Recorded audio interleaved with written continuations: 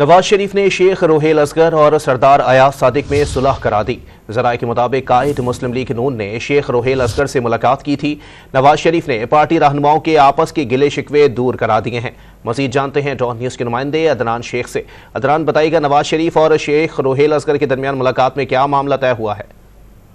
आज बिल्कुल आज नवाज शरीफ की रिहायशगाह जाती उमरा में एक अहम इजलास था टिकट के हवाले से। इस मौके पर पार्टी कायद नवाज शरीफ ने जो दो रहनुमा थे, सरदार अयाज सादिक और शेख रोहेल असगर, इनको जाती उमरा तलब किया था और इन्होंने जो है हल्की के हवाले से बातचीत की। ताहम नवाज शरीफ ने जो है, जब उनको मालूम हुआ कि दोनों में कुछ नाराजगी चल रही है, तो नवाज शरीफ ने दोनों जो कायदीन थे उनके दरमियान में जो है वो सुलह करवा दी है। और जो साबिक रुकन कौमी असम्बली शेख रोहेल असगर जो थे वो उन्होंने जो है अपने तहफ़्फ़ुज़ात का इजहार किया। ताहम इस मुलाकात जो सुलह हुई है इसमें साद रफ़ीक का अहम किरदार रहा है और उनका ये कहना था कि जो है नवाज शरीफ का कहना था कि पार्टी खानदान की तरह है और किसी भी रहनुमा को नाराज नहीं किया जाएगा और पार्टी के लिए सबकी कुर्बानियां हैं, सबको मौका देंगे। और उनका ये जो शेख रोहेल असगर थे उनका ये कहना है नवाज शरीफ मेरे कायद हैं और हमेशा पार्टी क़यादत की बात पर जो है सरे हम तस्लीम किया और जो भी वो नवाज शरीफ मुझे हुक्म देंगे हम आइंदा इलेक्शन में जो है वो उसी पर अमल करेंगे। जी, बहुत शुक्रिया अदनान शेख अपडेट करने के लिए।